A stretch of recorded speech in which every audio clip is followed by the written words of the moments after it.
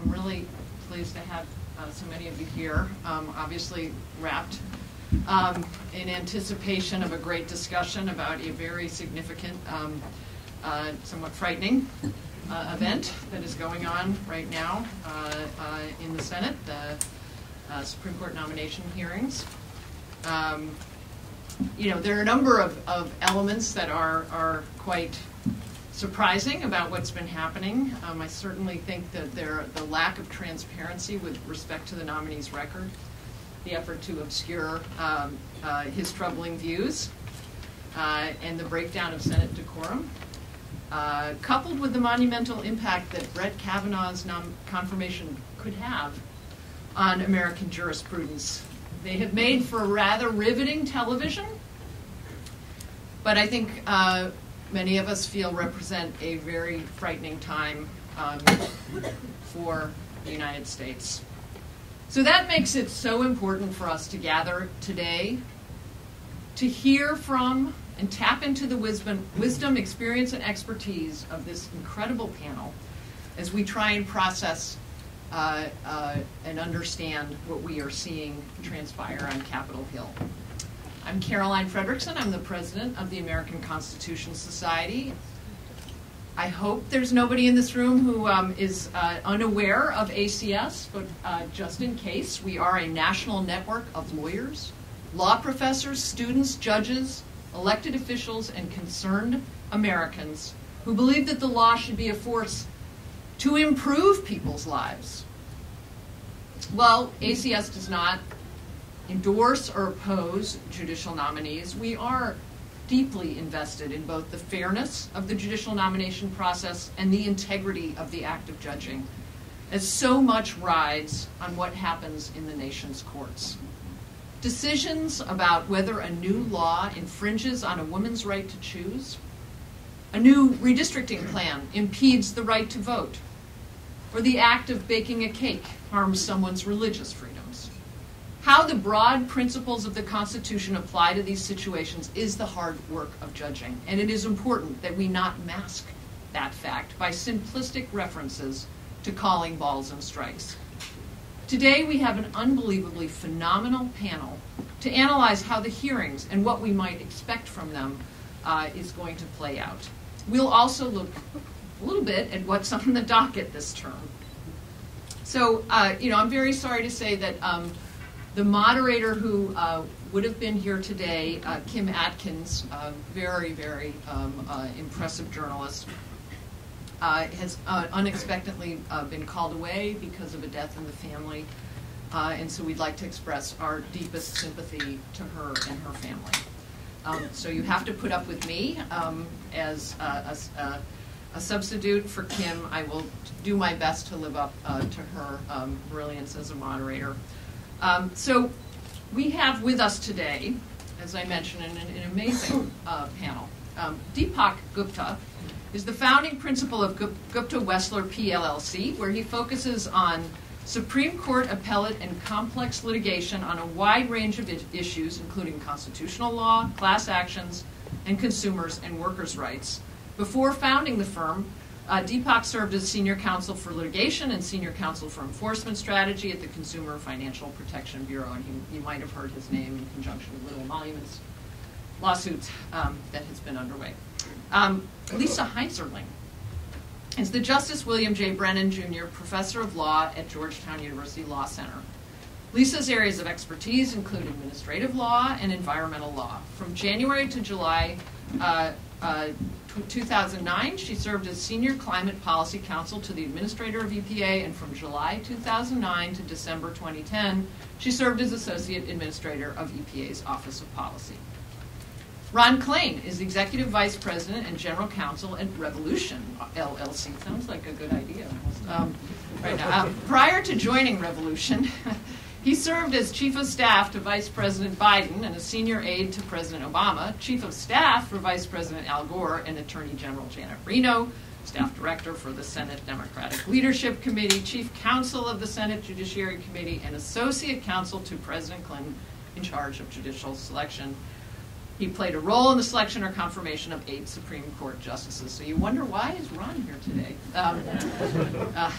Then we have Victoria Nourse, who's a professor of law at Georgetown University Law Center, where she directs the Center on Congressional Studies.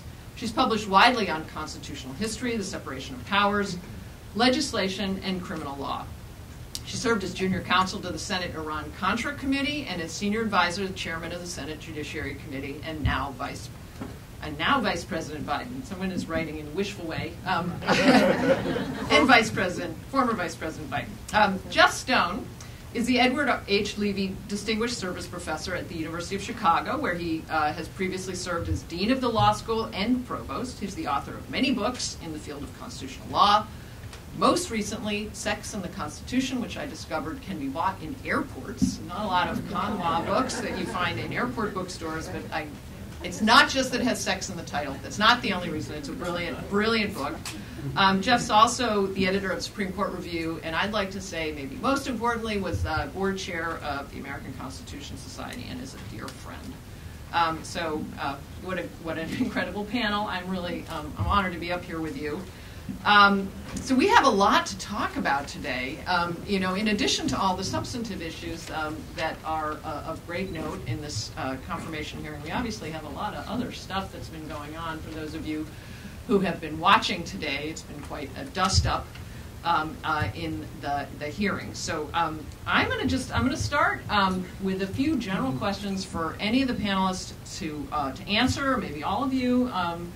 And I'm going to ask sort of a number of questions, and you can respond as you like to any of them. But first of all, are you surprised by what you've seen so far in the hearings? Have there been things that are unexpected? And I'm going to ask you, what can we expect going forward? And it's hard to say. But so give us some impressions about what you've seen in the hearings. What's been good, what you'd like to see asked, what hasn't been asked, and what's been sort of out there and bizarre. So any of you? Jeff? So my reaction, like any sensible person, is that these proceedings are a travesty. They simply are not in accord with the traditions of the Senate, and they are designed basically to reach a result without any thoughtful or serious opportunity for evaluation of Kavanaugh in his career. And to put it in perspective, I mean, I think this is another step in the process by which Republicans have completely undermined the norms of the Senate in terms of confirmations. And one statistic that I think is illuminating is that from 1952, when Dwight Eisenhower was elected, until 2012, the end of Obama's first term, there were 72 filibusters used against, there were 90 filibusters used against presidential nominees, and 72 of them were in the first 4 years of Obama's presidency. So 78% of all of the filibusters against political appointees over a 60-year period occurred in those 4 years. And that was a complete blowing apart of the norms of how the Senate behaved. And then, of course, with the Merrick Garland nomination, we again saw a completely unconscionable process, non-process, by which the Republicans simply blew apart the norms, again, of Supreme Court nominations. And now we're seeing the culmination of that. And ultimately, the reason why they did that was to get this seat filled, which gives the Republicans 5 Robert Borks on the Supreme Court. And so, my observation about this is that it can't be viewed in isolation. It's part of a concerted effort to completely undermine the norms of a process that, over time, has basically stood up well. And both Republicans and Democrats tolerated the confirmation of justices they did not like, and almost never used the filibuster, for example. And this is just a dramatic pivot in our nation's history, and what happens going forward is completely unpredictable. Ron, how about you? I see you close to your microphone over there. Something on your mind? Yeah, so, I mean, a few things. Look, I think that the issue is not whether or not Brett Kavanaugh is qualified, in a certain sense of that word, to be on the Supreme Court. Of course, he is. He has a very distinguished resume, and indeed, as I told background reviewers when they consider from the district court, he's an outstanding lawyer and has all the normal credentials. The issue isn't Brett Kavanaugh's resume. The issue is our rights and how those rights are going to be adjudicated by the Supreme Court. And I think what you've seen so far, when you talk about how he was selected for this position, I think it really blows up the core narrative that the Republicans are trying to push in the hearing. They're trying to say, look, he was selected, he should be confirmed because President Trump campaigned on the Supreme Court and because Brett Kavanaugh has these qualifications. And yet the process by which he was selected belies both those things. Yes, President Trump campaigned for the Supreme Court, put out a list of 11 judges during the campaign that he might pick, added 10 more, and by September had 21 people he picked for the Supreme Court. The voters voted. He somehow got elected. But here's the amazing thing. Brett Kavanaugh was not on that list of 21 judges. When the voters voted and ratified Trump, and whatever process that was, Brett Kavanaugh was not in the top 21 for the Supreme Court. And yet somehow he's picked. He gets added to the list in November of 2017. So why was he added to the list in November of 2017? If it was because of his credentials, he should have been on there from the start. If it was because of his outstanding background, he should have been on there from the start. So what happened between the day Donald Trump got elected and Brett Kavanaugh adding to that list in November of 2017? Well, two things I think are worth noting. The first is Judge Kavanaugh's opinion in the Garza decision, which came down in October, just a few weeks before he was added to the list, where he not only ruled he would have denied abortion rights to a minor, but it's the language of that opinion that is a love letter to the anti-choice movement. It uses the phrase abortion on demand, which is not a legal phrase, but a political phrase, and a particular phrase of the anti-choice movement. And it refers to Roe and its progeny, in that opinion, as existing Supreme Court precedent. I have to tell you, if my wife referred to me as her existing husband, I would check on the life insurance policies very, very carefully. So the Garza decision comes out and Kavanaugh gets added to the list. And then a second thing has happened between the election and Kavanaugh being a candidate for the Supreme Court, and that's the Mueller investigation. The Mueller investigation puts the president on the search for a judge who might think that a president can't be subpoenaed, who might think that a president's immune from prosecution, who might think that a president can't be subjected to legal process. And lo and behold, Brett Kavanaugh exists with his opinion, with his really far outside of the mainstream opinions on these issues. So I think one thing we're seeing is that this whole narrative the Republicans try to build in the hearings is really belied by the facts.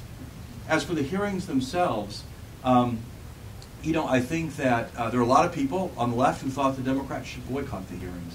I'm glad they didn't. I think they've done a really excellent job. And as someone who's been there when the senators have done better and worse, I think they've done a really excellent job the past 2 days of pressing the case, raising hard questions. I think Senator Leahy's questions about Kavanaugh and these prior stealing of documents are important questions. Senator Harris raised yesterday. Senator Booker today coming back to the issue of race and some of these documents that were withheld. And also some of the documents that come out today about Judge Kavanaugh and abortion. So I think the Democrats are pressing hard. Look, what's going to happen from here? Just to wrap this up, it is clear that Kavanaugh has more cards than his opponents have. To defeat Kavanaugh, every single Democrat has to vote against him, and 2 Republicans have to cross over and vote against him. And that's a hard lift. That's just the reality of the lineup in the Senate. But I think if you push aside the theater criticism of the hearings and who did what and whatever, I think what you have to say at this stage in the game is over the course of the past day and a half of questioning, I don't think Kavanaugh has gained any Senate votes. They might well have lost Senate votes. And so, we'll just have to see how this plays out. Deepak?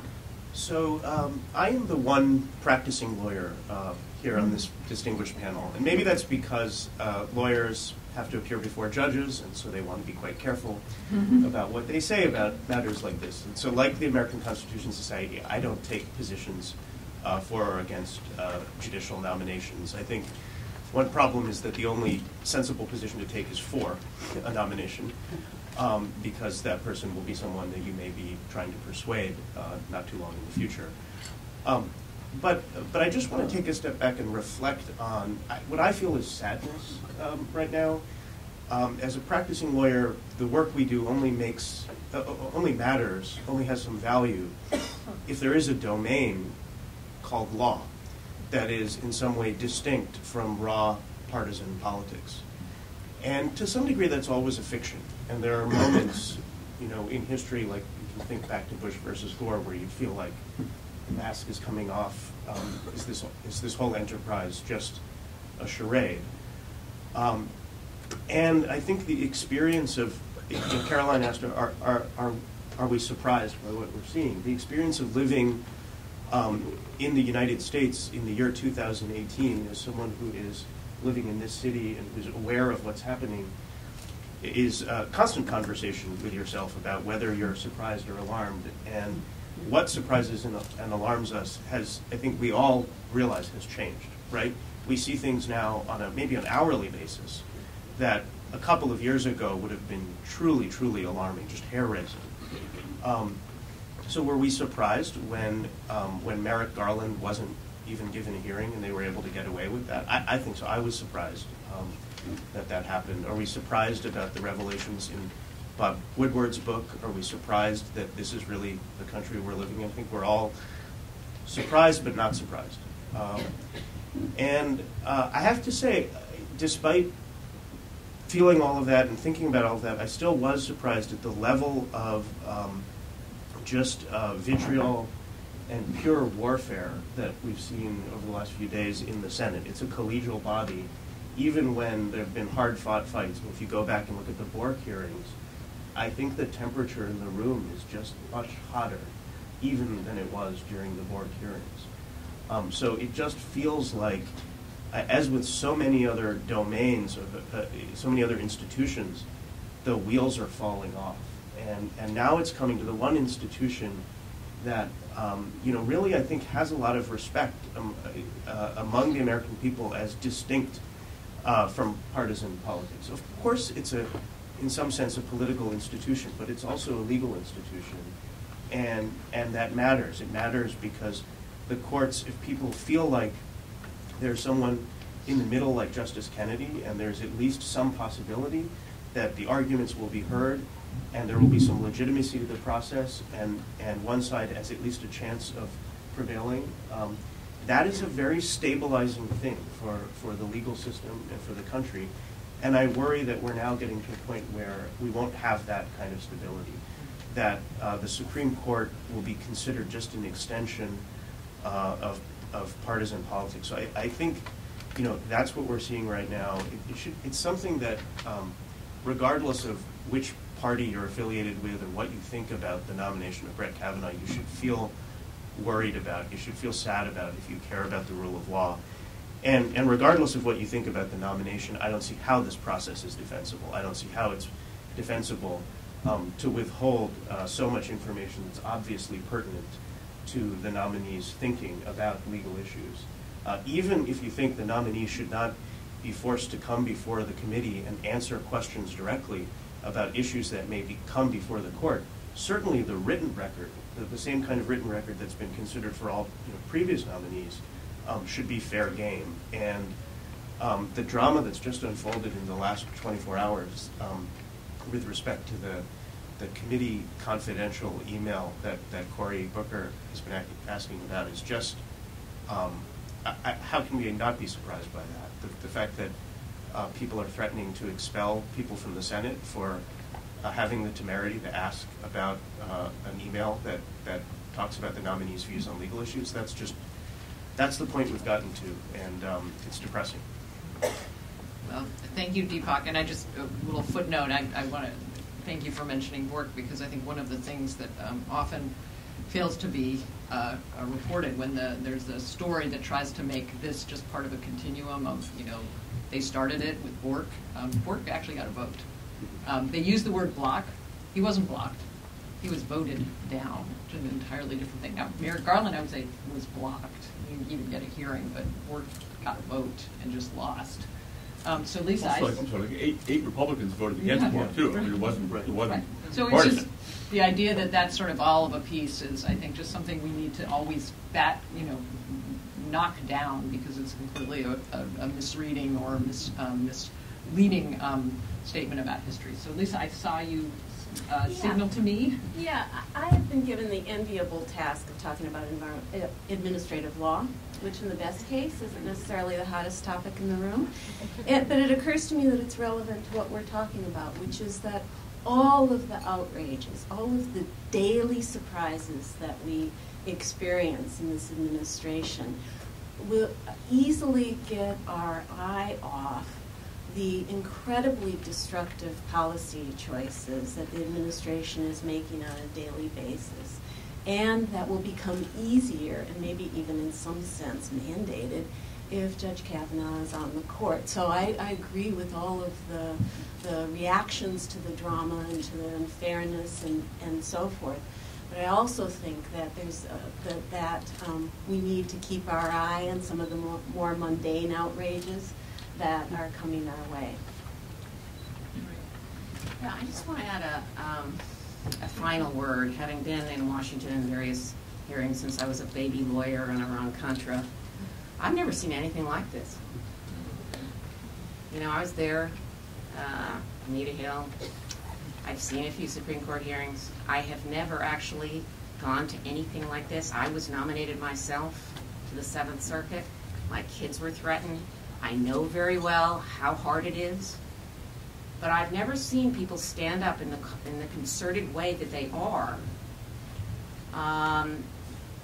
because of the real world effect of this. Somehow the American people and the protesters understand this is the 5th vote.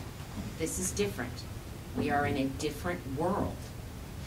And so, although I hate to agree with Lindsey Graham on anything, he said he was all in favor of spectacle. So I know that some people think that's, politics, etc., and the rule of law is in danger. But in the end, the rule of law depends upon people supporting the rule of law. And the people themselves, as Dean Larry Kramer wrote a book about this, they must stand up for their Constitution. That's why I'm sitting here today. Never sat here before. Thank you, and I think that turns us to the next section of our discussion, which is really real-world consequences and why this is hopefully a spectacle that people are paying attention to, so they can really absorb what it would mean for our nation, were Brett Kavanaugh to sit on the Supreme Court. So I'm going to start with Jeff to talk a little bit about what the significance is of the departure of Justice Kennedy and if he were replaced with Justice Kavanaugh. Well, I'm going to assume, I think correctly, that Kavanaugh would be, as a justice, more or less like an Alito or a Gorsuch in his voting patterns and his approach. There may be some instances in which he would depart to some degree, but I think it's a fair assumption that that's basically who we're talking about here. And the first thing I say is, well, how does that differ from Kennedy, right, if the issues change? And Kennedy was perceived as a swing vote in the latter part of his career, and indeed he tended to vote in the most ideological and controversial and important cases with the conservatives about 2/3 of the time, but with the liberals about 1/3 of the time, on issues like, as we know, abortion and gay rights, and occasionally to a small extent affirmative action, but on a whole range of other issues like Citizens United and guns and voting rights and so on, he was hardline conservative with the others. So one difference is that in that third of the cases in which Kennedy did vote with the liberals, that's going to be lost for all practical purposes. And what that means is that we will have a hard-line 5-member majority on the Supreme Court, all of whom are more conservative than any justice who served on the court before Scalia, and at least in, say, the 20th century. And more conservative than people like Frankfurter and others, because what conservative meant for Frankfurter and for the Nixon appointees who were thought of as conservative was basically judicial restraint. It was basically backing off from an aggressive approach to constitutional interpretation.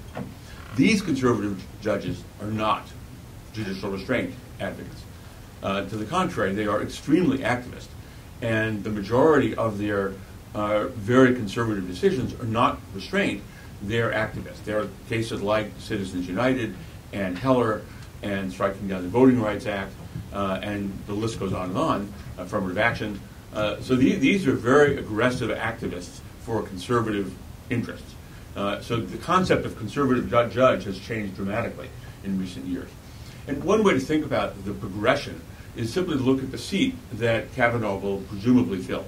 So if you go back a bit, it was Black, and then it was Powell, and then it was Kennedy, and then it was Kavanaugh. And that goes like that. Or like that, depending on your perspective. But there's no question about how dramatic the direction is.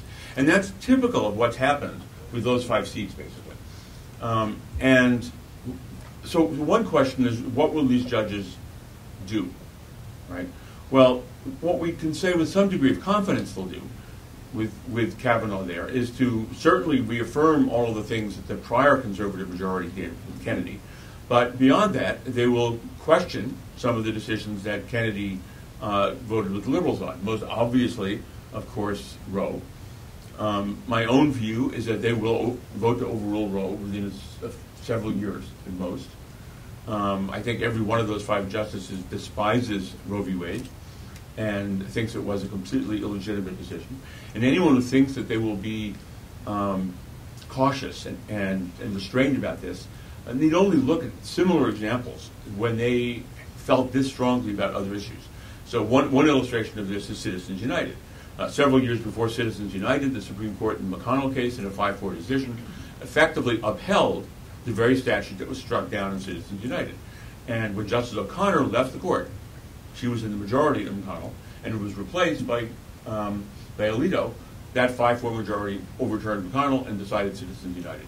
Another example was partial birth abortion, where by a 5-4 majority, the court held that laws prohibiting partial birth abortion were unconstitutional, at least insofar as that procedure was necessary to preserve the health or life of the woman. And as soon as Alito replaced O'Connor, they effectively voted to overrule that prior decision and to say that laws prohibiting partial birth abortion were constitutional. So whatever respect one thinks they may have for precedent, it doesn't apply to cases where they feel strongly about the issue. And there's no doubt that Roe is one of them. So I think Roe will certainly go. But the really interesting question is, what does this mean as you go 5, 10, 15 years down the road, right? And this conservative majority will be there in all likelihood for a very long time. Because first of all, the oldest of them is Thomas, and he's only 70.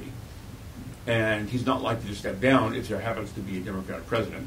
So he's going to be there for a while. And the other oldest justices are, of course, Breyer and Ginsburg. And so they're the ones most likely to be replaced, and 50% chance they'll be replaced by Republican presidents rather than Democratic presidents. So what that tells you, what that raises the question of what's going to happen. And one of the games I've often played over the years with my colleagues is, what would the world look like today if the Warren Court had been in place? Suppose that Hubert Humphrey had defeated Nixon in 1968, and Humphrey had made those 4 nominations instead of Nixon, and he had appointed 4 liberal justices, right? And we basically had the Warren Court still here today. It's impossible even to imagine what constitutional law would look like that far down the road, building upon precedents, upon precedents, upon precedents. Well, the same thing is true with these conservatives. It's for me impossible to imagine what constitutional law is going to look like in 5, 10, 15 years. But it's not going to look anything like what we think of today. And the one good thing about this, I've decided, is I co-author one of the nation's leading constitutional law case books, and have now decided there doesn't have to be any more additions. Well,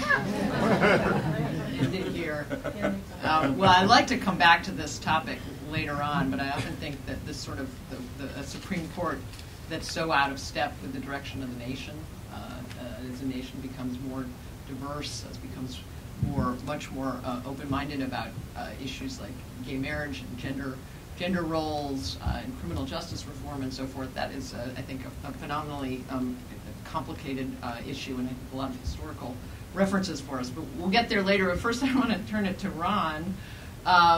To go back a little to the process here, and in particular, sort of the unprecedented role of an outside organization in the selection process, and how does this all? You've had a number of quite senior positions that were central in the nomination process. Can you reflect a little on this? I can. I just want to add one thing, though, to Jeff's point. Obviously, we're focused on Kavanaugh as the fifth vote, and that's very significant for the reasons Jeff stated, and I'm sure others will add other cases. It's also worth focusing on Kavanaugh as the fourth vote, in the sense that if you think about how the Supreme Court grants cases, the rule of four applies. And if right now there are three super conservative justices, Alito, Gorsuch, and Thomas, to grant a case they need Roberts' vote. Roberts might have some institutional considerations. He might vote conservatively if granted, but might not want certain issues brought to the Supreme Court. And then if they grant it, they need Kennedy's vote to win, right? That's the current dynamic on the court, as of June. And as a result, one thing we've seen is the Supreme Court considering fewer and fewer and fewer cases almost every turn. It's down about half from the amount of cases it heard when I clerked there. Well, now they'll have four super conservative justices, enough to grant any case they want to bring to the Supreme Court with Kavanaugh, Gorsuch, Alito, and Thomas. They can bring any case they want to the Supreme Court. And then now Roberts is the fifth and deciding vote.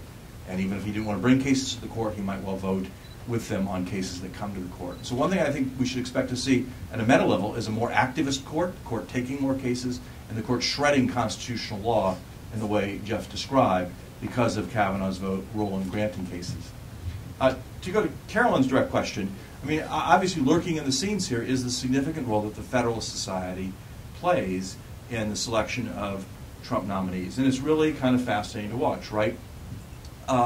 Trump is the slowest president in history on filling his cabinet, the slowest president in history on filling his sub-cabinet, the slowest president in history on filling the White House and all these jobs, and the fastest president in history in staffing the judiciary by a lot, okay, by a lot, right? He will have nominated and confirmed more judges to the courts of appeals in his first 2 years than Obama did in his first 5 years, and Obama was the current record holder until Trump came along, okay? Now, how is that possible? How can he be so slow about all these other appointments and so fast in this judicial selection business? And the answer to that is that he has outsourced that role, okay? He's outsourced that role to the Federalist Society. Now, I'm a longtime supporter and backer and involved in ACS, and I would fantasize about a day when the American Constitution Society would have the same kind of role the Federalist Society has had in Trump's judicial selection. But basically, they have allowed the Federalist Society to source candidates, to push candidates through who may or may not be qualified, to really dominate the process.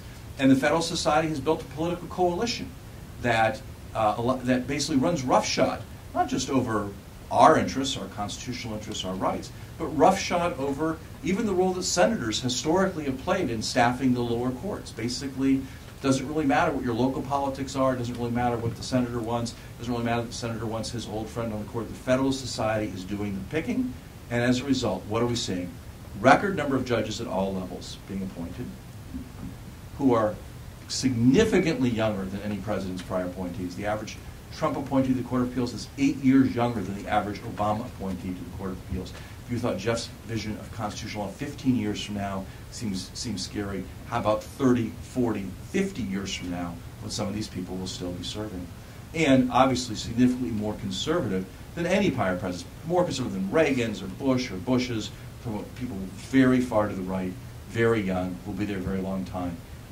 That's a big part of why Brett Kavanaugh is the Supreme Court nominee. But it's a bigger part of why, up and down the line, Trump is transforming the federal courts. Okay. All right. So an area where Brett Kavanaugh may also have an enormous impact is on how the Supreme Court approaches executive power, something I think many of us consider an existential issue right now as the investigation goes forward about whether or not Russia interfered with our elections and whether there was any collusion. It's a necessary investigation to protect our democracy going forward. But Brett Kavanaugh has some particular views about that, and Victoria is an expert on the whole bailiff in this area. And so, Victoria, I want to talk to you. I want to ask you to speak to the issues of executive power, Brett Kavanaugh, the Mueller investigation, and where this might take us. Thanks, Carolyn. Let me just say that let's go back to one of Ron's original templates, which is what happened between the first list and the second list. The Mueller investigation was one key point. This is the only guy on any of those lists, or girl, on these lists, that has taken the extreme view of presidential power known as the unitary executive, and he's written about it. We've seen it pervade in the Minnesota Law Review and in various speeches that he's made, that he wants to put the final nail in the coffin of a case called Morrison versus Olson. Let me just tell you what the unitary executive theory is. It comes from Justice Scalia's dissent in Morrison, which is a little bit like at the Federalist Society, where I actually appear at the Federalist Society occasionally. I shouldn't tell you that. But I want to know how the other side thinks, right? Good lawyers want to know. I've never understood this theory. And they revere this dissent. It's like they bow down to the dissent as if it's somehow a sacred document. It's written in this really fabulous rhetorical style. It's very aggressive. It uses one-word sentences like power, period. And the theory says it takes a piece of the Constitution, and all originalist theory, by the way, is based on a theory of the text of the Constitution called textualism, where they are devoted to the text. You see that Justice Kavanaugh has this very worn copy of the Constitution, and he kind of rubs it when he gets nervous. And they particularly like Article 2, Section 1, which is called the vesting clause. The vesting clause says that the president shall, the executive power shall be vested in a president of the United States of America. Justice Scalia, in his dissent in Morrison versus Olson, said, that doesn't mean some of the executive power, and this is a paraphrase, but this is a quote, all of the executive power, all executive power. Now, I note for you, some people find that addition of that small word, that small modifier, a quantitative modifier, to be very scary today. All power. Whatever happened to the Congress? What happened to the court? But the vesting clause theory is established in a Harvard Law Review article by Kevin Rhodes and Stephen Calabrese many, many years ago, that the vesting clause is a power grant, and Justice Scalia used the word all to suggest this is all power. Now, the issue in Morrison was about a special counsel. And it involved the old special counsel statute. Many of us, I hate to say, including myself, had some problems with that original statute. But I never had a problem with Justice Rehnquist, radical that he is. He's in the majority here, saying it's okay for Congress to limit, not to say all executive power, but to limit the president from removing a special counsel for bad reasons. You have to have good cause. You can't just say, I don't like you. I don't like your hair color. I don't like your politics. You have to have a good reason. It's always struck me that a president who has all these smart people up here, you know, these guys work for presidents, who can't come up with a good reason, not very smart. So that means they want to do it with a bad reason. And Democrats like Roosevelt did the same thing, right? So it's well established that presidents want to have control over the executive branch. Morrison says, well, no, Congress can say there's a good cause requirement. And that applies even within the executive branch. Now, what's happened at these hearings? Well, predictably, we don't know anything, really, about what he would say from what he's testified to. So if you were going to ask me, can the president pardon himself? No answer. Judge Kavanaugh. Can he fire the special counsel, which was at issue in Morrison? No answer. Can the president be indicted as a co-conspirator under United States versus Nixon? No answer. This call could come before me in my future. So it's a hypothetical. even though we have an indictment existing out there. It's hypothetical, and so I can't answer.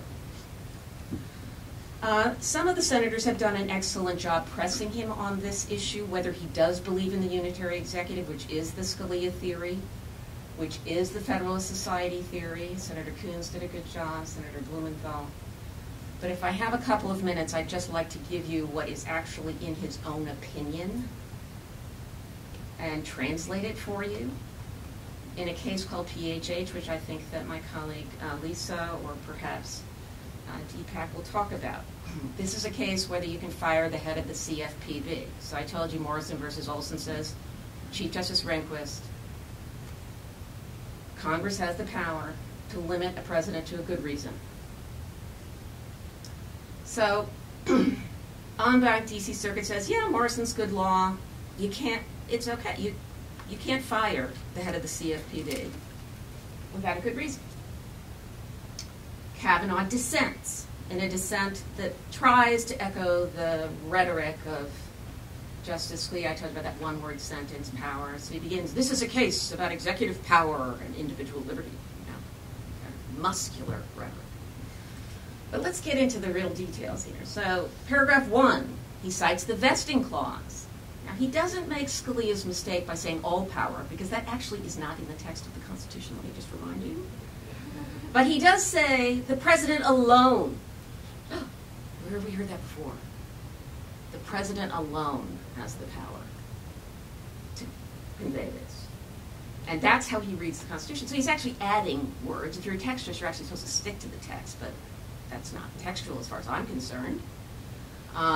This explains some of my futile efforts at the Federalist Society suggest that they're making up the text of the Constitution. I don't think they actually agree with me, but...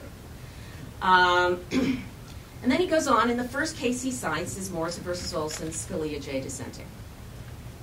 Now, I tell my students, don't make up facts on the exam. They always do. Don't make up law. That's even worse, and yes, they always do. Well, guess what? Morrison versus Olson is a still standing precedent, and he is citing the Federalist Society proposition. I couldn't get away with that when I worked for the George H.W. Bush Justice Department. I couldn't go to the D.C. Circuit and say, I'm citing a dissent. I would be embarrassed and sent to the closet where I'd originally thrown up before I get the argument.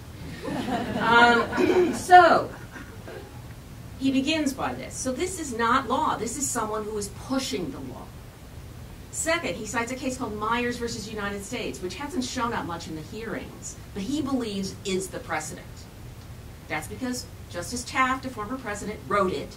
No one reads it because it's a long, long opinion. And he says lots of things about how powerful the president is. That's what we call dicta. Myers has nothing to do with good cause requirements. Myers had to do with something I do think is unconstitutional, which has the Senate approving every removal of the president. Okay? The Tenure of Office Act, I hear this. Yes, this precipitated actually an impeachment of Lincoln's successor, Johnson. Not a good idea, impractical, like having all the senators have to remove, doesn't really work. Even Madison didn't approve of it, so bad idea. But he cites Myers as the controlling precedent. And he recognized the president's Article 2 authority to supervise, direct, and remove at will subordinate officers in the executive branch. I repeat, supervise, direct, and remove at will subordinate officers. Well, I'll bring out my text. I don't have the Constitution with me, but Article 2, Section 2 says that inferior officers can be named by Congress, and it's controlled by the text. Why do you think we have the Civil Service Act? If the president has all control over everybody in the executive, goodbye civil service. And that's what he's saying Myers is about. That's not what Myers is about. Paragraph 3, and then I'll end. I'm sorry, I'm a law professor.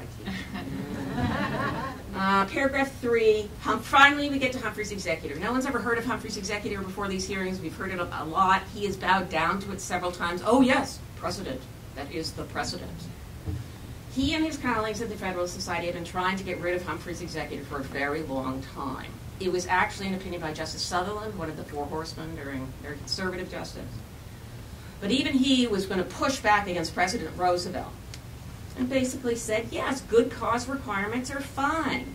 Congress does have this power. And Kavanaugh says, oh, Humphrey executor, that's an exception to Myers. The two have nothing to do with each other. So this, I won't say what I would give the grade on it.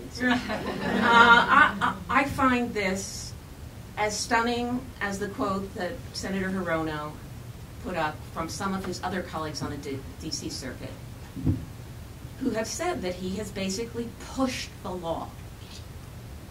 He is willing to push the law. I recommend looking at that testimony that was, I think, late yesterday. In various venues. This is only one of the venues. It just happens to be the most salient today. So with that, I will adjourn to my colleagues. Another depressing note. But I do think it's important to try to keep people honest, and I wish and I hope that if there's any further time, Senator Coons will continue on this road as well. Well, thank you, Victoria, and I certainly hope so. It made me think a little bit of my frustration yesterday listening to Judge Kavanaugh explain his dissent in Garza and how he was trying to adhere to the judicial bypass law of Texas. No, that's already been adhered to. And it was it's a frustrating moment. It's, sometimes senators have a lot of issues to cover, and you want to jump in and whisper in their ear about how to ask that follow-up question. So from one seemingly obscure but very powerful theory to another, I'm going to turn to Lisa to talk a bit about Chevron deference and what Justice Kavanaugh would mean for the somewhat clean air that we breathe and clean water that we drink, as well as safe workplaces and so forth. Thank you. I want to say two things that pick up on where Vic left off with respect to the separation of powers. The first has to do with precedent. The second has to do with the government structure. I think what Vic was saying shows you don't need to speculate about Judge Kavanaugh's views on the separation of powers. This is one area where his views are crystal clear. This has been his obsession during his time as a judge. In any opinion where he begins with the separation of powers and individual liberty, you know the agency is about to lose. Right? That's where every case for him becomes a constitutional case if the government did something wrong. So I think his treatment of precedent is telling. He really just gives it the back of his hand. The case of Humphrey's executor becomes in his hand a case simply to narrow to its four corners and do nothing else with. And there's nothing in the precedent that it would allow him to do it. There are other cases that he doesn't even mention or mentions only criticisms. So I think this is an area where his views on precedent are crystalline. He doesn't pay attention to it when he doesn't like it. On government structure, I think just to bring home the point about his views about agency independence, I am quite sure that he is a solid vote to overrule Humphrey's executor. And that means that these restrictions on independent agencies, whose heads may not be fired but for a cause, would go away. And that would restructure our government. So one of the things that's at stake is a different structure of government at the end of the day, that the agencies that Congress has chosen to be somewhat independent from the president would no longer be. That's a really big deal. At the very least, it means disruption and uncertainty for our structure. And at worst, it means that the agencies we count on to protect us, and from Congress has said independence is necessary for them to do their job of environmental protection and workplace safety and on down the line, won't be done as well. So those are just kind of concrete consequences of what the debate over independent agencies is about. Secondly, on statutory interpretation, one of the longstanding principles of interpretation is that courts will defer to the interpretation of an agency that is charged with implementing that statute, so long as the interpretation is permissible or reasonable. This is the Chevron doctrine. This is Chevron deference. It's been around since before Chevron existed, actually. And it's come under fire. I will note that it's come under fire after the Obama administration began regulating quite rigorously. Chevron was born as Chevron in the Reagan administration at a time of deregulation. But suddenly conservatives have discovered Chevron as a source of their anxiety, and they've begun to criticize it. There are now 4 justices on the Supreme Court, sitting on the Supreme Court, who are deeply dissatisfied with Chevron deference. And Judge Kavanaugh has indicated in an article that he would like to do away with it as well. His opening position on deferring to agencies' interpretations of statutes would be that courts wouldn't do that. That courts would take the interpretive decision for themselves and decide what they think the single best interpretation of the statute is. This would be an enormous deal. Again, at a minimum, the consequences would be disruption and uncertainty. And at a maximum, you are taking decisions that the court agreed were properly at the agency in the first case, because the agency is thought to be an expert, because the agency has some political ties both through the executive and through Congress. So there are good reasons to think an agency might be the institution of first resort for statutory interpretation. Doing away with that would be enormous. The second thing is on statutory interpretation. His second best option is something that Judge Kavanaugh has already said in a number of judicial opinions, which is that an agency does not have legal authority to tackle a problem at all if that problem is a major problem and if Congress hasn't clearly authorized the agency to tackle it. This is a kind of major rules or major questions idea. There's some variant of this in the Supreme Court, but Judge Kavanaugh's view is much more aggressive and much more against Congress's power to enable agencies to take care of major problems.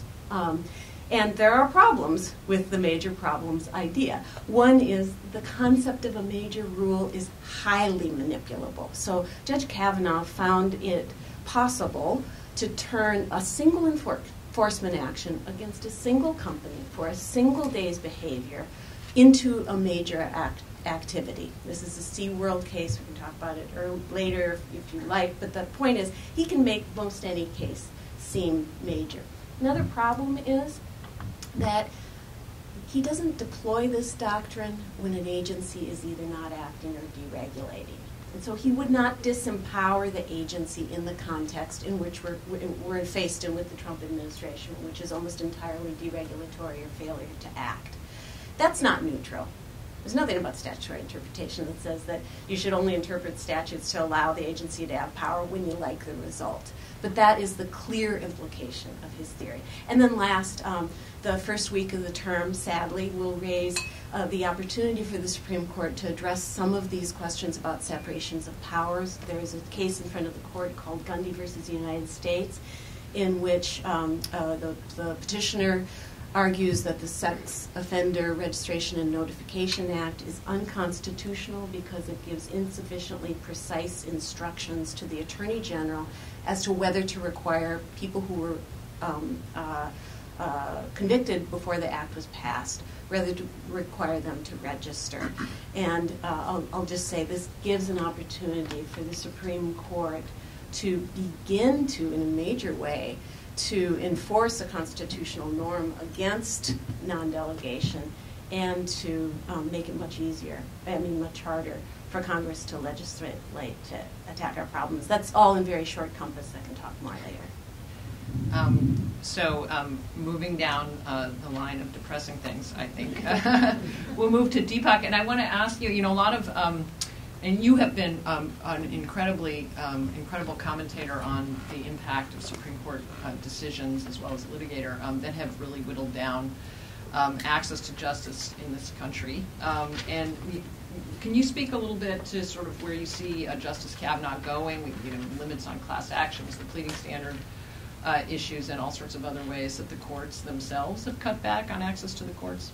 Yeah, so I think just at a really high level, I think there's a similarity to the way some of the conservative justices on the court think about what they can get away with when it comes to access to justice issues and economic justice, and the kind of deregulatory project that's happening in the administrative state, which has been very successful, right? And part of it is, I think, rules are technical. People are not paying attention to what is happening. It's really, there's a lot of distraction, and meanwhile, worker protections, environmental protections, consumer protections are being dismantled.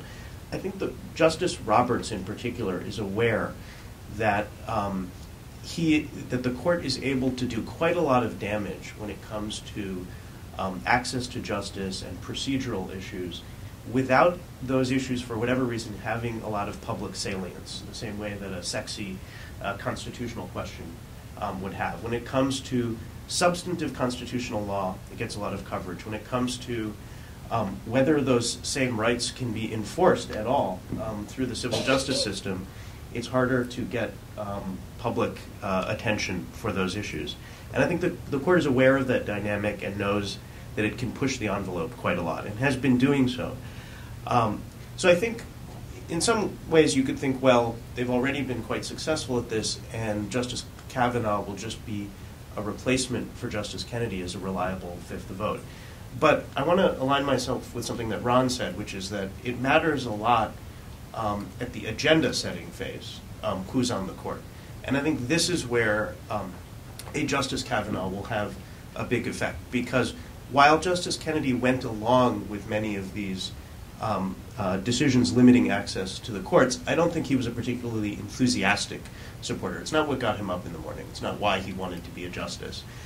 Whereas there are these newer justices, Chief Justice Roberts, Justice Alito in particular, and I think now Justice Gorsuch, who are Chamber of Commerce justices. They care about these issues. And I think we have a lot of reasons to think that a Justice Kavanaugh will join them in caring about these issues. It is not so much based on his record in the D.C. Circuit that I think that, although there are some data points there. The D.C. Circuit doesn't get a ton of these cases. But Judge Kavanaugh was in the Bush White House and worked on tort reform issues, worked on the Bush tort reform agenda, and supported some of the legislation that the Bush administration pushed. And he wrote a speech for Alberto Gonzalez, for example, where he said the tort regime is characterized by excessive payouts, lottery-style awards, and an inequitable division of the spoils among claimants and counsel. So that's what he thinks the civil justice system looks like. And so, these are issues that maybe the public isn't paying attention to, but they really should, because these are the issues that actually have much more effect on people's daily lives. Will your employer be able to get away with wage theft, with ripping you off on overtime? Will a company that you work for be able to pay women less than men? Will people who are wronged by a company be able to band together to seek justice or accountability? Will banks and other lenders be able to rip you off through deceptive financial practices? I think Justice Kavanaugh, as I said, is more likely to care about these things. I think he's more of a doctrinalist than Justice Kennedy. He will be more interested in moving the court incrementally on these issues. And I think it's going to happen pretty quickly. We have some cases on the docket already about class actions and arbitration. That's been a steady feature of the court's jurisprudence. We already know that the plaintiffs are generally going to lose these cases big time. The difference is the questions that the court will take. So I think when it comes to class actions, I think it's likely that we're going to start to see not just interpretations of the federal rules of civil procedure that make it difficult to bring class actions, but actually a constitutionalization of certain conservative talking points about tort reform. So you will start to see the development, I think, of due process rights for defendants. And there are some conservative justices who have already suggested those kinds of moves. And I think this will affect civil rights class actions as well. You will continue to see the spread of forced arbitration clauses into any situation in which a corporation can manage to insert it in their dealings with ordinary people. So these are these fine print clauses that basically say you cannot go to court, you can only go to a private tribunal, which in most cases it's going to be economically infeasible to do so for small claims. That effectively immunizes lots of corporate misconduct. And the court's already been successful in doing that. The question is, where will it spread? Will it spread to public entities? What about privatized public functions? What about mobile technology, product packaging? Really anywhere you can insert something and claim that it is somehow a contract, even if someone hasn't assented. I think that will happen. I think that in short order, the court is likely to hold that disparate impact liability is unconstitutional. So this is liability against lenders, against people providing housing, or in the voting context where you can't show that the policy with a smoking gun piece of evidence is discriminating, but you know it's having a discriminatory effect. And there's precedent upholding that theory of liability, but I actually think, strangely, the easier path is going to be for this court, with Justice Kavanaugh on the court, to say that it's unconstitutional rather than upholding reversing the statutory decisions. I think I agree with Lisa. They're going to move to eventually declare independent agencies unconstitutional, which will have an enormous effect on consumer protection and all sorts of worker protections. They'll start with single director agencies like the CFPB. That will happen very quickly. And then it will go downhill from there. We will erase the 20th century when it comes to structures of government. And then, frankly, so we've taken care of public enforcement. We've taken care of private enforcement. Now, what about the substance of the rules themselves? This is where I think we will see an aggressive deployment, a weaponization of the First Amendment, the deregulatory First Amendment, and the Lochnerization of the First Amendment of speech. So look at Judge Kavanaugh's opinion in the FCC case, the net neutrality case, where he takes a really radical view of what constitutes speech. This means that lots of things that just constitute regulation of the transmission of information, or even that look like standard economic regulation, are now going to be seen as regulations of protected speech. And eventually that means increased scrutiny of ubiquitous disclosure requirements across the entire legal code, constitutional scrutiny of substantive consumer protections like Unfair and Deceptive Practices Act. So this is a thoroughgoing regulatory agenda, and I think it's here. So maybe it's good that they have a small docket for a while. Yeah, for now. There's so much to dig into. I want to save some time for audience questions, but I'm going to take the prerogative of asking a couple of more questions of the speakers. And one is, we've talked a little bit about originalism and textualism, and this may be more focused a question for the law professors, but certainly not only. But I ask all of you, sort of how do you see Judge Kavanaugh in that context? It sort of strikes me in hearing this great conversation that originalism and settled law don't really go together. So maybe that is something that we can tell Senator Collins. So I don't know, maybe Jeff? I think it's fair to say that when originalism in its modern manifestation came into existence, when Robert Bork and Scalia and Ed Meese began articulating it, they intended it as a serious approach to constitutional interpretation. I mean, basically it came about at a time after the Warren Court, when conservatives were very upset about the activism of the Warren Court, and decided that the justices of that court were simply imposing their own values upon the nation in the guise of constitutional interpretation, all of which, in their view, was illegitimate. Proposition I do not share, but they firmly and sincerely believed that. And the first response to that was judicial restraint. That was sort of the Nixon era response. The court should just back off and only strike things down in extraordinary circumstances. But people like Bork and Scalia actually said that's not an appropriate response, because the framers of the Constitution intended courts to play a meaningful role in enforcing these limitations on government. And judicial restraint across the board would represent a fundamental abdication of the responsibility of the judiciary. So the question is, how do you find a middle ground? How do you find a way in which the courts can fulfill their responsibilities of enforcing constitutional guarantees, but without inviting them to simply make up their own values and say that's what free speech means, that's what equality means, whatever. And so originalism was their answer, right? It basically, you only strike down those things which you can say with some degree of confidence the framing generation understood these provisions to invalidate.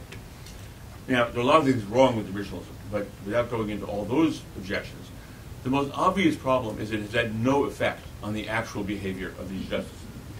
That if you look at the voting patterns of the conservative justices, including even those like Thomas and Scalia, right, and you ask yourself, what would a conservative justice do in this case regardless of theory, of any theory, right? What would they think makes this a better world, right? You can predict 90% of their votes in the most controversial cases. And it has nothing to do with originalism. So whatever effort initially people like Scalia and Thomas attempted to attach to the idea of originalism, it's completely gone.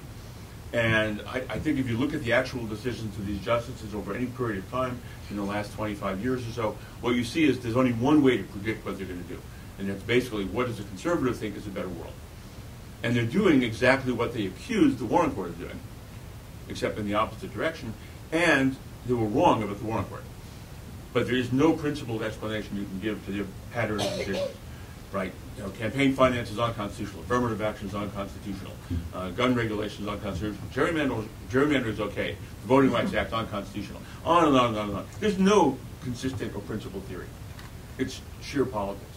And this has been one final point about this I'd like to make, which is that one thing about the current moment that I find deeply troubling, as someone who spent his career taking constitutional law seriously, is that with the confirmation of Kavanaugh, we will have a 5-4 division on the Supreme Court that, on the most controversial and most important cases, is purely political partisan. That is, all of the, quote, conservatives were appointed by Republican presidents and are doing the things that Republicans generally like, and all of the 4 justices appointed by Democratic presidents are going to do the things that are generally consistent, frankly, with what Democrats like. And that's never been the case in living memory. You know, if you go back to the Warren Court, for example, there were liberal justices like Warren and Brennan who were appointed by Eisenhower, and there were conservative justices like Frankfurter and Clark who were appointed by Democratic presidents. This is really the first time when you've had this sharp partisan divide. And the idea that the court is engaged in neutrally attempting to apply the law is gone. Because you're going to be able to predict the outcomes and the votes in the most controversial cases to almost 100% certainty based on nothing other than the partisan backgrounds of the justices. And then the question is, why do we have a Supreme Court? It's no longer doing law. Anyone else on the originalism, textualism? Well, I don't think there's any question that many people have remarked that originalism is not really a theory as opposed to a political position. It's a placeholder. It's a fancy name that, you know, sounds to the untutored, as if it tries to ground our constitutional law in something stable, namely 1787. I mean, I've never understood why we don't want to care about World War II or 1920 when women, you know, got to vote. I don't think it's a particularly palatable political doctrine. I do want to suggest that, you know, I have not given up the fight. I mean, one takeaway from Jeff, and he's absolutely right, is that there's nothing to be done about it. I think that originalism is based on a false view of the text of the Constitution that can be fought. And we're all going to be forced to do it, right? It's sort of like my colleague, John McKyle, who went through 200 dictionaries to try to find out the real meaning of emoluments, right? If you ask a linguist, pulling a word like emolument or any other word like executive is no way to read a sentence, much less a constitution. And I just hope that this inspires those on the court to be a little bit more like Justice Sotomayor was when she was fighting about whether you look at legislative history or you look at the background of a statute, which is one of the key things where they don't want to do in statutory interpretation. They need to fight. They need to fight on that ground, unfortunately, and show that the Constitution is 6,000 words. It cannot possibly resolve the questions that we face every day, and that it's a fraud, literally, to think that it does. So I'm going to have my final question before I know there'll be a lot of questions from the audience. Well, if Kavanaugh is confirmed, you know, there are a number of cases already on the docket that several of you are involved in. But all of you know that there are cases that are of significant importance, from affirmative action and partisan gerrymandering and immigration and the Affordable Care Act, that are going to be on their way. I don't know, Lisa or Deepak or Ron or anyone, do you have any comments on sort of what we might see in the near term coming out of the court if, and Deepak, you spoke a little bit about this already, but if Kavanaugh's confirmed? Yeah, I mean, I think I went through the laundry list of things that I feel most confident will happen and that I think are pretty alarming. Just say a few more words, because several people have touched on it already, about independent agencies, because I think that we will see that very quickly. So if you think about the twin big domestic achievements of the Obama administration, I think most people would say it was the Affordable Care Act and the Dodd-Frank Act. And probably the crown jewel of the Dodd-Frank Act was Elizabeth Warren's brainchild, the Consumer Financial Protection Bureau. And I'll admit this is pretty personal to me because I went there to help build the agency. And I think, you know, the big fight really was about structure, not about the substantive law that it enforces. It was about structure. Why was that so important? Because in the reaction to the financial crisis, everyone understood that you had to have regulators that were not captured, particularly by Wall Street money. That it's if you're going to have effective regulation, you've got to have people that are doing things based on the merits, and the political system sometimes isn't capable of that, and so it delegates something to these agencies. And I think it's inevitable, given, you know, as is said by several of us, you don't have to speculate about what Judge Kavanaugh thinks on this issue. He wrote an opinion that is, I think, by any measure, a radical opinion. It takes the structure of the Constitution and the notion that it protects liberty, and somehow gets from those principles to the idea that the framers of the Constitution would be okay with multi-member commissions, but not okay with a single director agency, because that is a threat to liberty. And how do you get from A to B methodologically? It is a strange way of doing law, and I think it's part of a project. I mean, we know that he is obsessed with these issues. He teaches them. He's written about it, and so, you know, I think, as I said earlier, it would be a kind of a reversal of it could be ultimately a reversal of the New Deal in many respects. Yeah, I just quickly point to 4 cases on the court's docket that may be kind of check marks for how quickly and far this goes. The first is the Gundy case that Lisa mentioned, which, to steal Deepak's wonderful phrase, is an effort to roll back to 20th century. I mean, if they reinvigorate non-delegation doctrine as a meaningful doctrine, there goes the New Deal, there goes all economic and environmental regulation in a very serious way, even bigger than reversing Chevron, in my view. And that's up the first week the court is in. And Judge Kavanaugh may well be Justice Kavanaugh by then, hopefully not, but perhaps. There's an 8th Amendment case also in October, the Madison case, kind of about mental capacity. But again, if the court's looking to peel back kind of modern 8th Amendment law, that may well be a place to do it. In November, the Frank case, or a class action case, again, will be a big chance for these, again, to steal another great phrase from Deepak, these Chamber of Commerce justices to, if they're going to go roll back modern class action law, they may do it there. And then 4th, the court has granted but not yet scheduled the Gamble case. And so for those of you who go to sleep every night and go, well, you know, Trump may pardon his way out of the Mueller investigation, he may shut down the Mueller investigation, but there are these people in New York, and he can't pardon his way out of the New York investigation. Gamble raises the question whether or not the separate sovereign doctrine of double jeopardy is valid or not, and gives the court a chance, and will give Justice Kavanaugh, if he's confirmed, the first chance to send the first literally get out of jail free card to Donald Trump, potentially on the double jeopardy clause. All right, please. I also think, I mentioned the Gundy case earlier, and Ron just mentioned it again. The reason that the non-delegation doctrine is so threatening potentially to all manner of federal regulatory programs is that the idea is that Congress has to give instructions to agencies that are precise enough to satisfy the court. And the court hasn't invalidated a federal statute on that ground since 1935. Indeed, it hadn't done that before 1935. As Cass Sunstein likes to say, the non-delegation doctrine had one good year. So it hasn't done that for decades, and the reason is they haven't been able to come up with a standard, a manageable standard for figuring out what's too much delegation or too vague delegation and what's not. And to me, the threatening thing about the Gundy case, it is a weigh-in. It comes up with facts that are that may make it seem like a small case. It's in a criminal context. It's retroactive. There are a number of features that could be distinguishable and make it seem like a one-off case, but I wouldn't trust it. If anybody tells you it's a one-off case, I just don't think it is.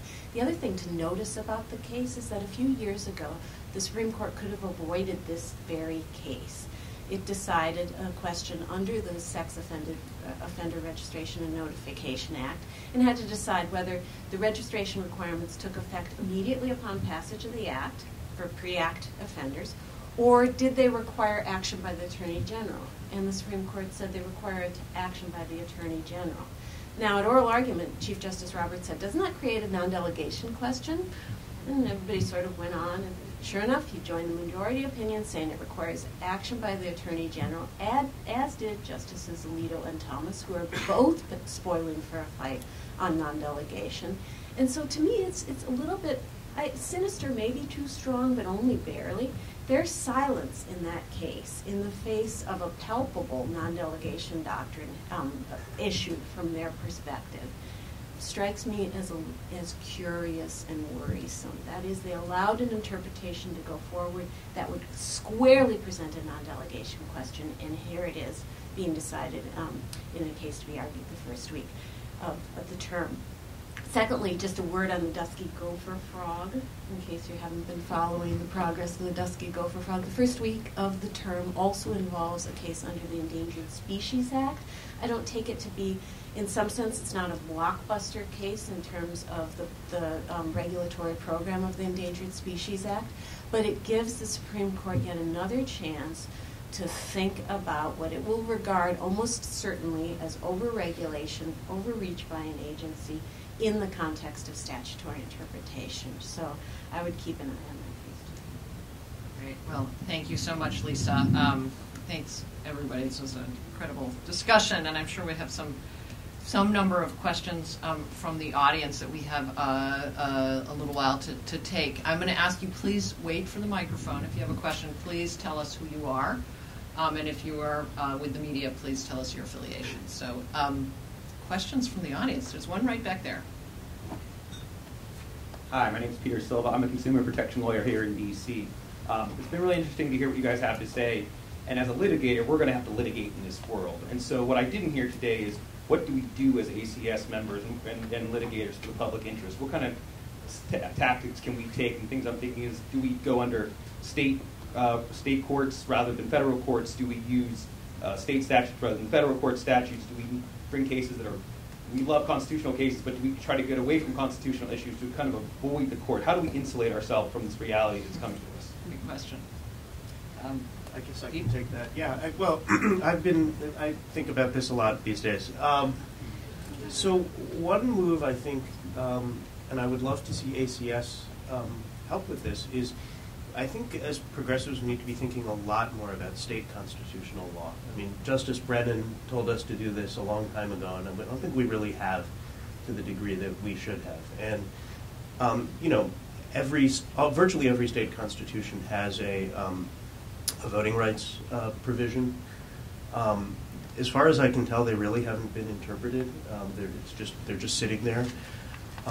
There have been some areas like school finance and some access to justice issues where there have been pretty successful campaigns under state constitutional law, progressive litigation campaigns.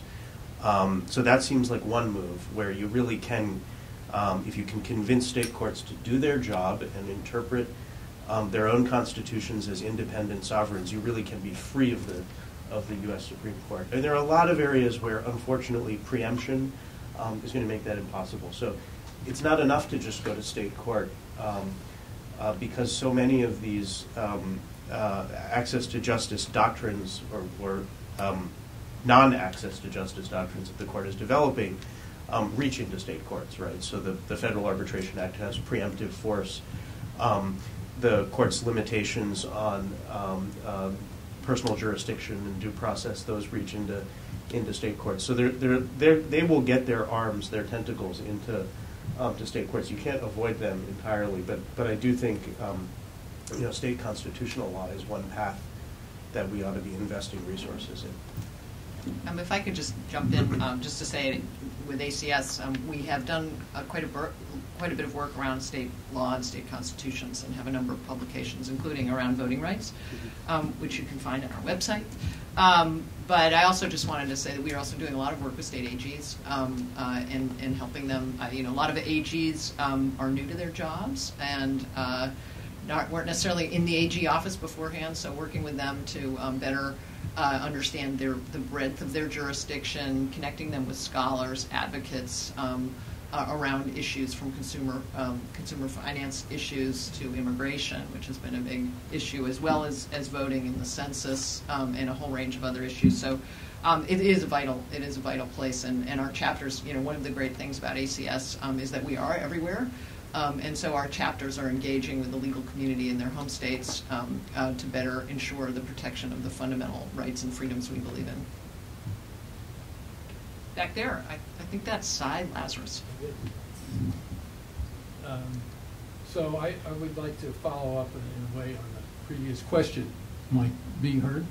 Okay.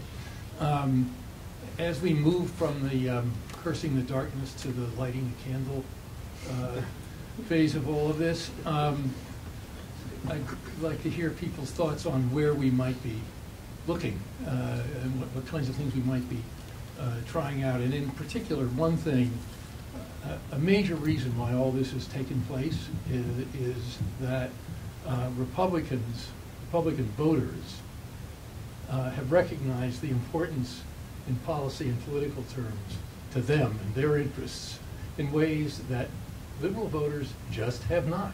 I mean, not all liberal voters, but so there's been this political imbalance throughout the last several decades, which is really I think the underlying cause of what has happened.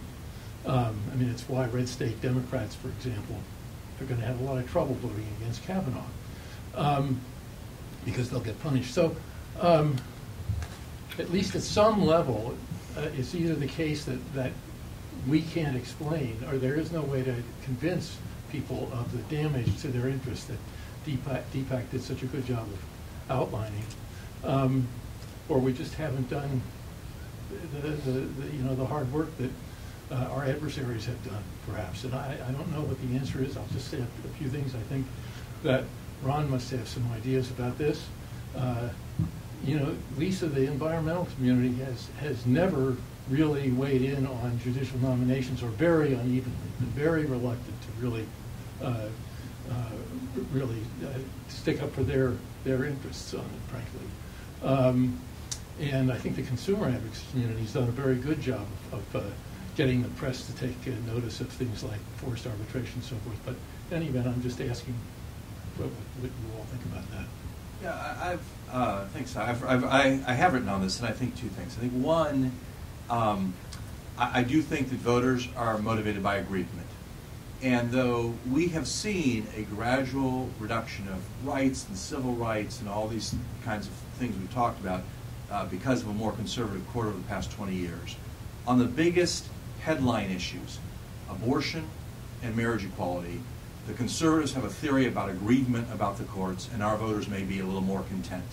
And so I think one of the very sad consequences of what's happening now is that may well shift. And our voters may wake up after Kavanaugh and may say, hey, we're the aggrieved party by the courts. If what transpires over the next 2 or 3 years is what's been laid out on this panel, I think you are going to see liberal voters more energized by court issues than they have been in the past. And conservatives, maybe they get a little happy with the courts, they're less energized. So I think that's one thing. Voters vote anger. Voters vote aggrievement, and they've had these rallying points, and we just haven't. So I think that's one dynamic that, sadly, for obvious reasons, may well be about to change. I think on the other side of the equation, they've done a better job of building a unitary coalition around the Federalist Society to push through their nominees than we have around any organization, including ACS on the left. And I think they have a more unitary perspective about what makes a good judge. Someone who is an originalist and who does what the Chamber of Commerce wants. And so they've all cuddled under the Federalist Society banner and pushed their judges through. we have more complex views on the left about what makes a good judge. We're obviously a little bit more focused on diversity of background, and all kinds of other things. And so we're less unified on that side. And I think that's something we also have to address. If we get back to the White House in 2020, we're going to have to really come together and figure out how we can get more unified on an agenda in this area than we have been in the past. Question up front. Here's I'm Elaine Middleman, attorney in private practice, trying to make this quick, but I've had several cases in D.C.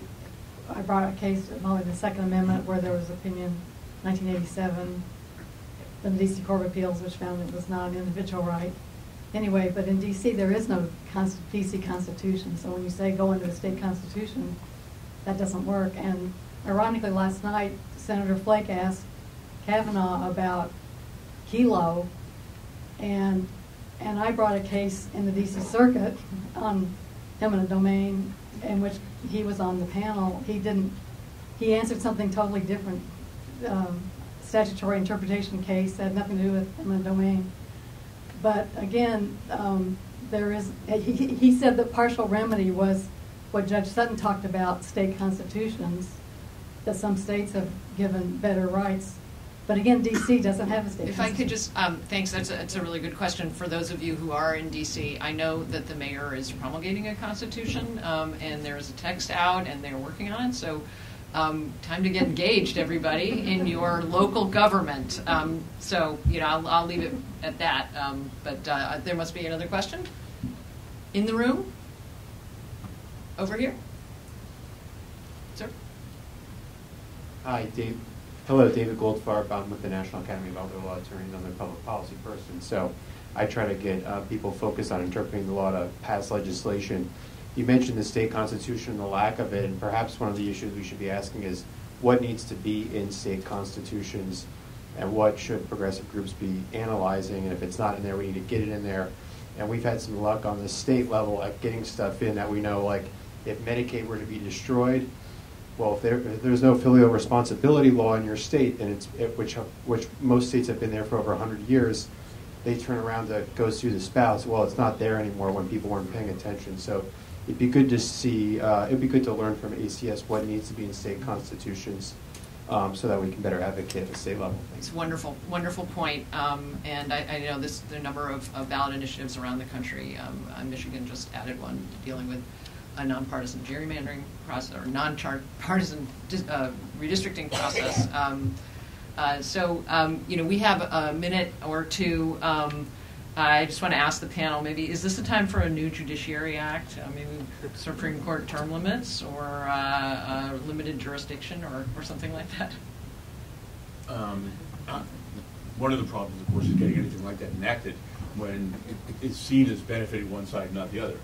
So, I think what's necessary here, which is not realistic given the current polarization of the political process, is for members of the Senate to basically step back and understand that what they're doing in their own self-interest, the Republicans, is really destroying the credibility of the Supreme Court as an institution. And that in the long run, that's a terrible thing to do to the nation. And so what I would suggest is that they agree that starting 5 years from now, so they don't know who's going to be in charge of the White House, who's going to be in charge of the Senate, that they adopt a law that says that no Supreme Court nominee will be confirmed for the next 6 appointments unless a majority, both Republican and Democratic members of the Judiciary Committee, are prepared to support the nominee. And to sort of force the nomination of moderates under the court. I don't like the idea of 9 moderates on the court, but I think we need some now, and not to have this polarization of the court, which is now basically mimicking the polarization of the country. Now, Jeff is too modest to say that the New York Times had an editorial that referenced Jeff Stone and his great idea. So I will betray his modesty and tell you all about that. Any other concluding remarks from our panel about what the future brings? Just one thing, riffing off of what Jeff said. I think we're in a moment of asymmetric constitutional hardball. That's what's happening, right? That's what the Garland situation is. Stuff that you didn't think we could do, they could do, they just have done. And the problem is if one side is fighting to uphold certain settled norms and procedures and the way things work, which is how liberals tend to approach this stuff. And the other side views it as a zero-sum game where they just want to extract whatever they can extract on the field of battle.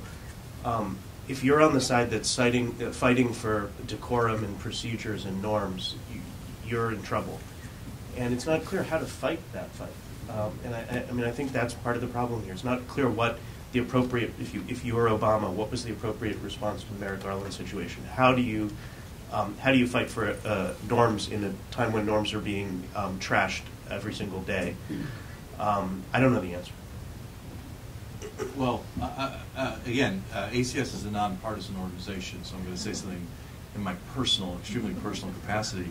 One answer to that was for 70,000 more people to vote for Hillary Clinton last year than voted for Donald Trump. And so, in the end, we're all lawyers. We have these legal theories, so on and so forth. But politics is behind a lot of this.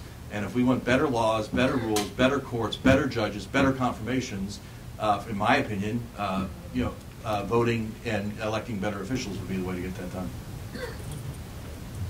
That seems like a great note to end this discussion on, and we'll all take that to heart. Thank you.